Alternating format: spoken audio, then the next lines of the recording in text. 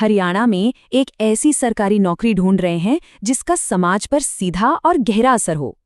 तो आज हम HSSC आंगनवाड़ी सुपरवाइजर की पोस्ट का पूरा ब्लूप्रिंट समझने वाले हैं, एकदम डिटेल में।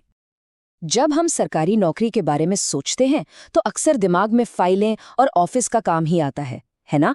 पर सोचिए, क्या हो अगर कोई ऐसी सरकारी नौकरी हो जो आपको सीधे जमीनी स्तर पर काम करने का, समुदाय का भविष्य संवारने का मौका दे। आंगनवाड़ी सुपरवाइजर की भूमिका बिल्कुल इसी सवाल के इर्द गिर्द घूमती है। इस रोल को अच्छी तरह समझने के लिए हम 4 हिस्सों में बात करेंगे। सबसे पहले इसका मिशन क्या है, फिर देखेंगे कि इस पद के लिए चाहिए क्या क्या। इसके बाद जानेंगे कि असल में काम क्या होता है और करियर में आगे क्या स्कोप है। और आखिर में बात करेंगे सैलरी और कट ऑफ की, मतलब मेहनत का फल क्या है। तो चलिए सबसे ज़रूरी सवाल से शुरू करते हैं कि ये नौकरी आखिर है किस बारे में, इसका असली मकसद, इसका मिशन क्या है। तो देखिए, आंगनवाड़ी सुपरवाइजर का पद महिला एवं बाल विकास विभाग के अंदर आता है और ये कोई डेस्क जॉब नहीं है, ये एक फील्ड लेवल की पोस्ट है। इसका सीधा सा मतलब है कि सुपरवाइजर को गांव-गांव, कस्बा-कस्बा जाकर आंगनवाड़ी सेंटर्स के काम को मैनेज करना होता है, उसकी देखरेख करनी होती है। और इस काम का असर दिखता है ICDS स्कीम के जरिए।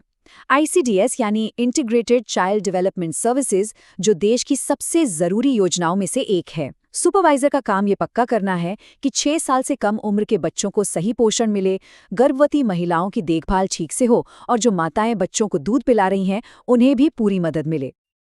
और हाँ, एक बहुत ही खास बात, ये पद सिर्फ और सिर्फ महिलाओं के लिए है। इसके पीछे का मकसद साफ है, एडमिनिस्ट्रेशन में महिलाओं के नेतृत्व को बढ़ावा देना और जमीनी स्तर पर महिला सशक्तिकरण को एक नई ताकत देना। तो मिशन तो एकदम क्लियर है, समाज की, खासकर बच्चों और महिलाओं की सेहत की नींव को मजबूत करना। पर इस जरूरी मिशन के लिए सही कैंडिडेट कौन है? आइए देखते हैं कि इसके लिए क्या-क्या योग्यताएं चाहिए। देखिए, सबसे पहली और सबसे बेसिक रिक्वायरमेंट है ग्रेजुएशन। किसी भी मान्यता प्राप्त यूनिवर्सिटी से बैचलर की डिग्री होनी चाहिए। इससे ये सुनिश्चित होता है कि कैंडिडेट के पास जरूरी समझ और स्किल्स का एक आधार है। वैसे तो किसी भी स्ट्रीम के ग्रेजुएट अप्लाई कर सकते हैं, लेकिन हाँ, कुछ सब्जेक्ट्स को तरजीह दी जाती है, जैसे होम साइंस, न्यूट्रिशन या चाइल्ड डेवलपमेंट, क्योंकि ये सीधे सीधे आंगनबाड़ी के काम से जुड़े हैं। इसी तरह सोशल वर्क और सोशियोलॉजी की समझ भी समुदाय के साथ काम करने में बहुत मदद करती है। अगर उम्र की बात करें तो जनरल कैटेगरी के लिए एज लिमिट 18 से 42 साल है। वहीं सरकारी नियमों के हिसाब से रिजर्व्ड कैटेगरीज को छूट भी मिलती है, जैसे कि SC, ST और BC उम्मीदवारों को 5 साल की और PWD उम्मीदवारों को 10 साल की ऊपरी आयु सीमा में छूट मिलती है।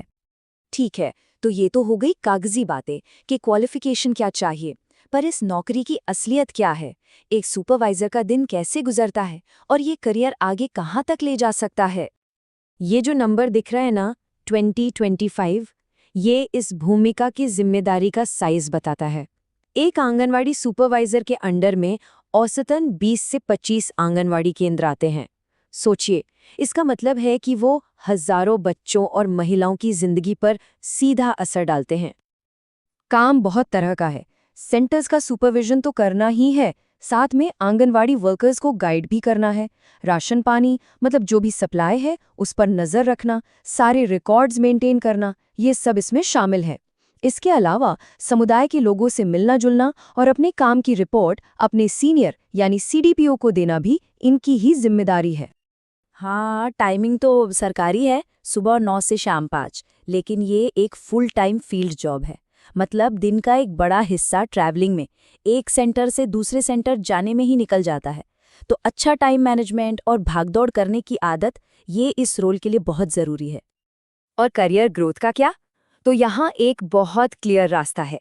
एक सुपरवाइजर अपने अनुभव और परफॉर्मेंस के आधार पर CDPO यानी चाइल्ड डेवलपमेंट प्रोजेक्ट ऑफिसर की पोस्ट पर प्रमोट हो सकता है। और ये एक गैजेटेड ऑफिसर की पोस्ट होती है, जो करियर में एक बहुत बड़ी छलांग है। हमने काम समझ लिया, करियर का रास्ता भी देख लिया। अब आते हैं उस सवाल पर जो सबके मन में होता है कि इस मेहनत का इनाम क्या है, सैलरी कितनी है और इस जॉब को पाने के लिए क्या टारगेट लेकर चलना चाहिए। तो सैलरी की बात करें, ये पद 7वें वेतन आयोग के पे लेवल 6 में आता है। इसका मतलब है कि जो बेसिक पे है वो 35,400 रुपए से शुरू होती है। ये सरकारी नौकरियों में एक बहुत ही अच्छा और सम्मानजनक स्टार्टिंग पॉइंट है। लेकिन रुकिए, ये तो सिर्फ बेसिक पे है। जब इसमें महंगाई भत्ता यानी डीए, मकान का किराया यानी एचआरए और दूसरे अलाउंस जुड़ते हैं ना, तो महीने की इन हैंड सैलरी आराम से 45,000 रुपए के पार चली जाती है, जो कि एक शानदार शुरुआत है।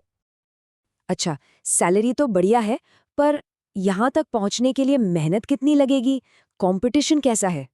अगर हम पिछले एग्जाम्स के कट ऑफ पर नजर डालें, तो जनरल कैटेगरी के लिए रिटन एग्जाम में 65% से 75% के बीच का स्कोर एक सेफ स्कोर माना जा सकता है।